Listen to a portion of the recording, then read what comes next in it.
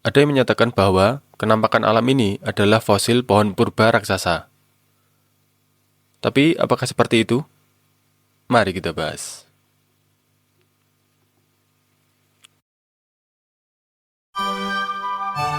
Kalian warga bumi pasti pernah melihat gambar ini, entah di sosmed, di wallpaper lab komputer, ataupun di warnet.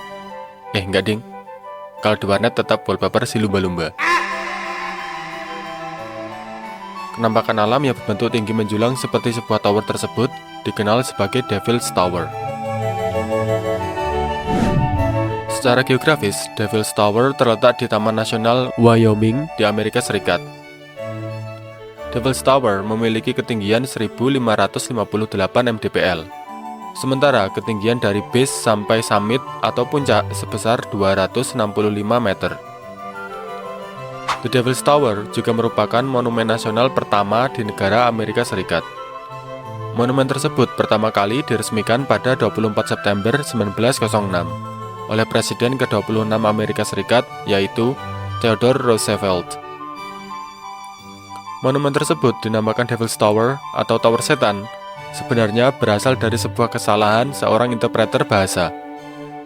Pada tahun 1875, sebuah ekspedisi yang dipimpin oleh Kolonel Richard Irving Dodge menemukan sebuah kenampakan unik yang berbentuk seperti tower yang tinggi menjulang. Sang interpreter salah mengartikan sebutan nama monumen tersebut dari bahasa suku asli Amerika. Jika dibahasa Inggriskan menjadi Bad God's Tower. Dari kesalahan penamaan tersebut terus berkembang hingga saat ini menjadi nama Devil's Tower.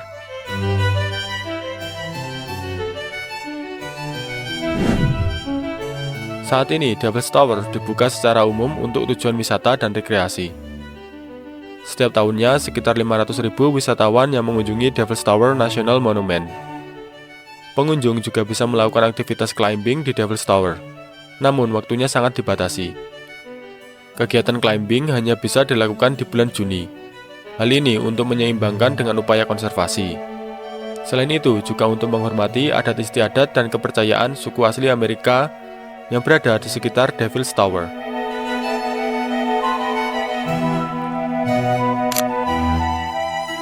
Menurut salah satu mitologi dari orang asli Amerika, terutama dari suku Kiowa dan Lakota, Devil's Tower berasal dari kisah sekelompok anak perempuan yang bermain.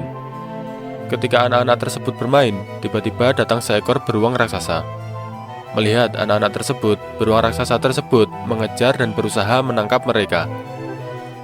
Anak-anak perempuan tersebut kemudian lari untuk menyelamatkan diri, hingga akhirnya memanjat sebuah batu. Anak-anak tersebut kemudian bersimpuh dan berdoa kepada Yang Maha Kuasa untuk menolong mereka. Yang Maha Kuasa kemudian mengabulkan doa mereka dengan meninggikan batu tersebut sampai menjulang ke langit. Beruang raksasa tetap berusaha memanjat batu tersebut, hingga meninggalkan bekas cakaran di sekeliling batu. Sisa-sisa batu yang menjulang dan dipenuhi cakaran beruang tersebut saat ini disebut sebagai Devil's Tower.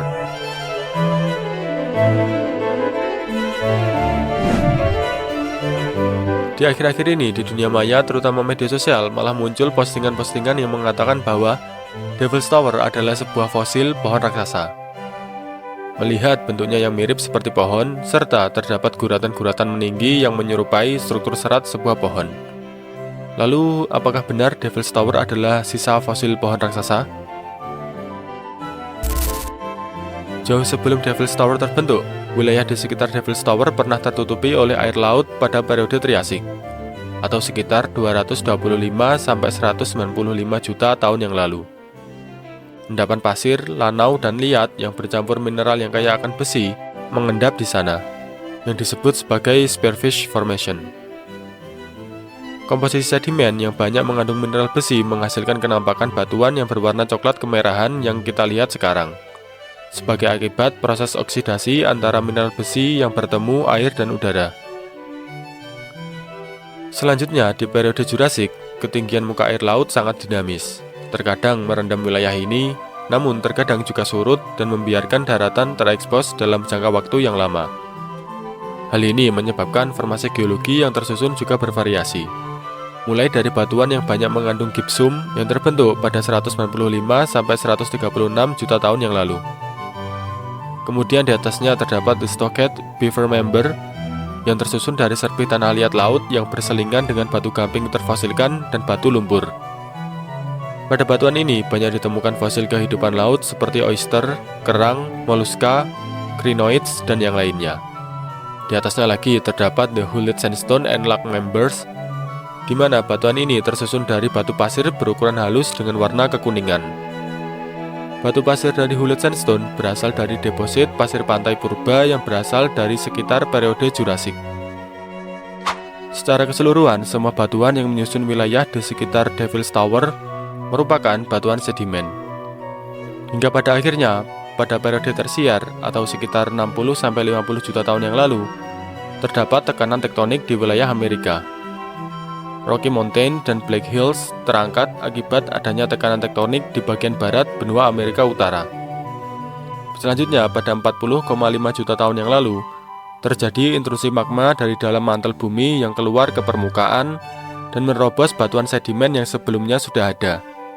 Intrusi magma inilah yang kemudian menjadi cikal bakal Devil's Tower di Amerika Serikat.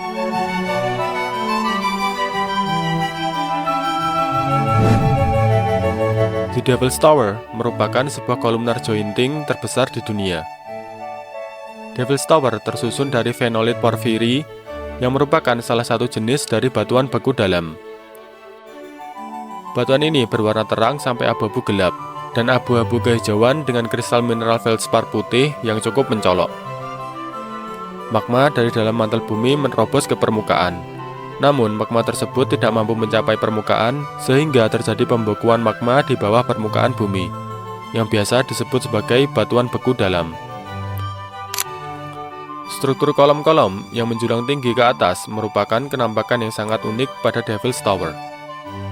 Struktur kolom tersebut terbentuk ketika proses pendinginan magma di bawah permukaan bumi yang menyebabkan kontraksi. Tekanan kontraksi akibat proses pendinginan magma menyebabkan retakan pada batuan. Retakan-retakan tersebut kemudian akan menyebar dari titik kontraksi dan membentuk struktur heksagonal pada Devil's Tower. Semua peneliti memiliki satu pendapat mengenai asal-usul Devil's Tower, yaitu berupa batuan beku dalam yang berasal dari intrusi magma dari dalam bumi. Namun, para peneliti saling berbeda pandangan mengenai jenis intrusi yang membentuk struktur Devil's Tower. Teori pertama dikemukakan oleh dua orang geologis yang bernama Carpenter dan Russell pada akhir tahun 1800-an.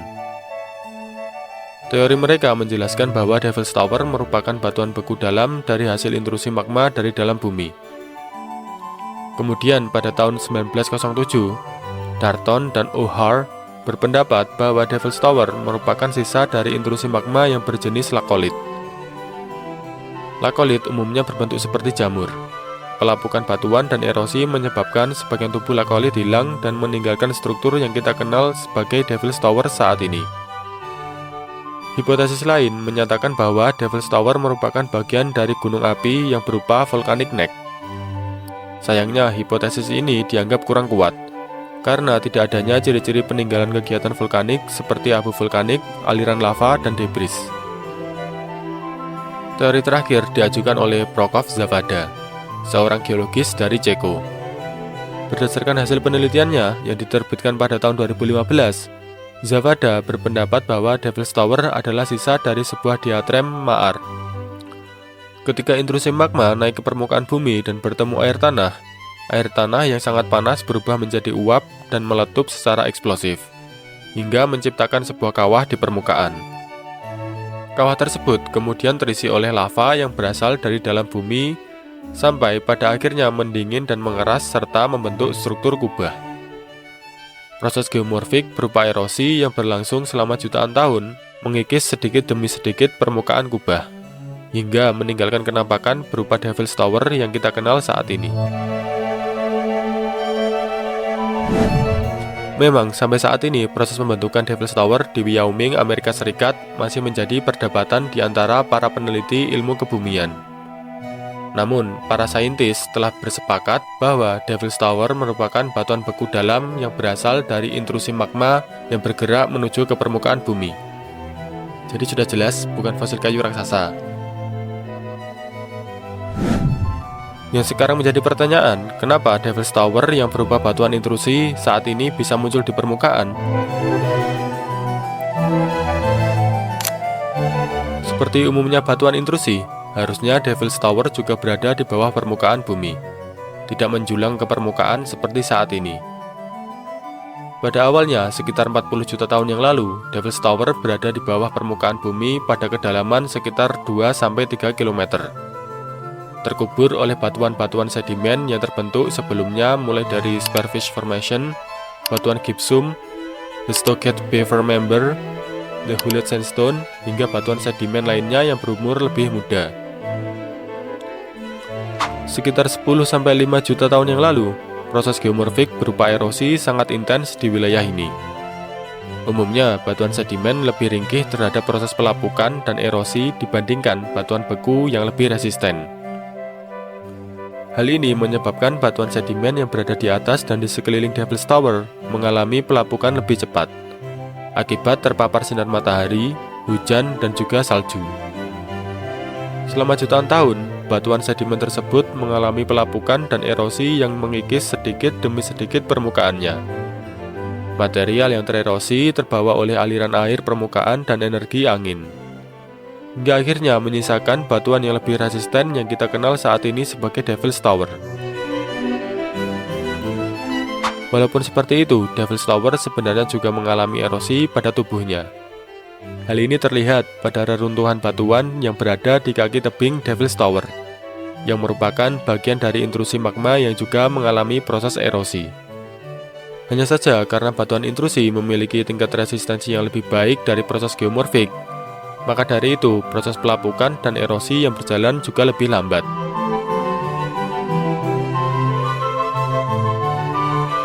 Sekarang saatnya baca komentar warga bumi. Let's go! Dari @syafril8426. Bang, coba dipaparkan mengenai apa itu kekuatan gempa, magnitudo atau skala Richter, dan juga VEI pada erupsi gunung. Ya, dipertimbangkan lah. Mungkin kapan-kapan nanti dibikinkan videonya. Nice. Next dari @Solehuddin Al-Ayubi. Min, kenapa Balikpapan banyak sumur minyaknya? Ya karena ada minyaknya, makanya ada sumurnya.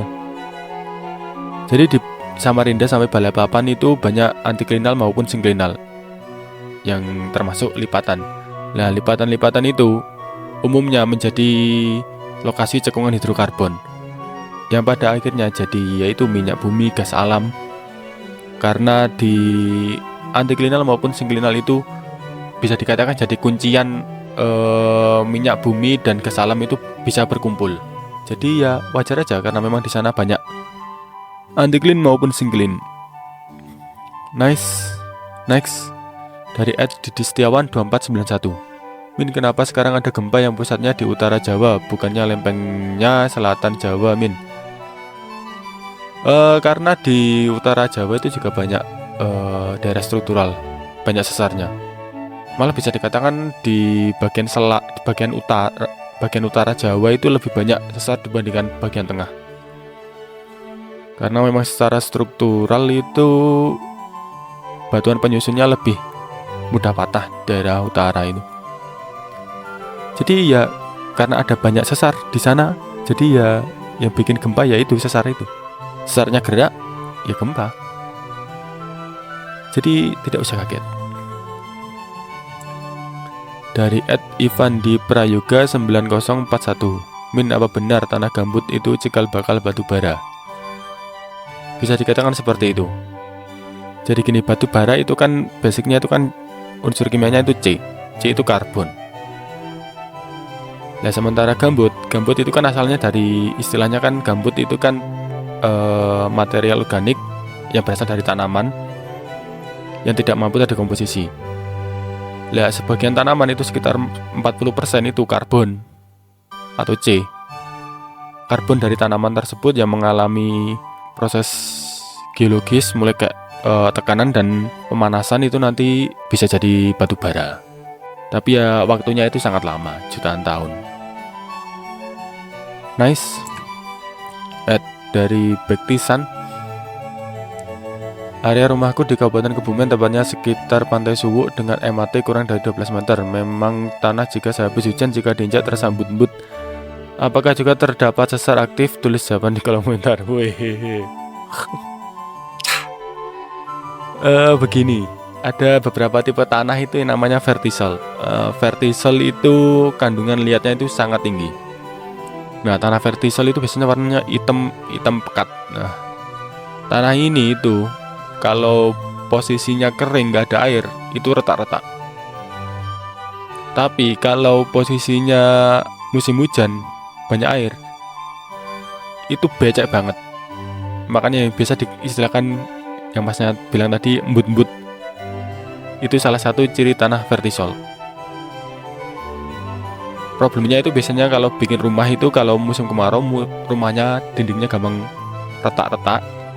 Kalau di jalan itu biasanya jalannya gampang apa ya istilahnya? Kalau bahasa Jawanya itu meleot-meleot nih. Nggak bisa awet. Ya itu tanah vertisol. Mungkin di areanya masnya itu mungkin juga termasuk tanah vertisol. Bisa jadi. Kalau sesar ya nggak tahu saya areanya di mana. Nice. Next. Udah gitu aja. Terima kasih yang udah nonton, udah komen, udah subscribe. Seperti biasa, jika kalian punya pertanyaan, tulis di kolom komentar. Terima kasih. See you next time.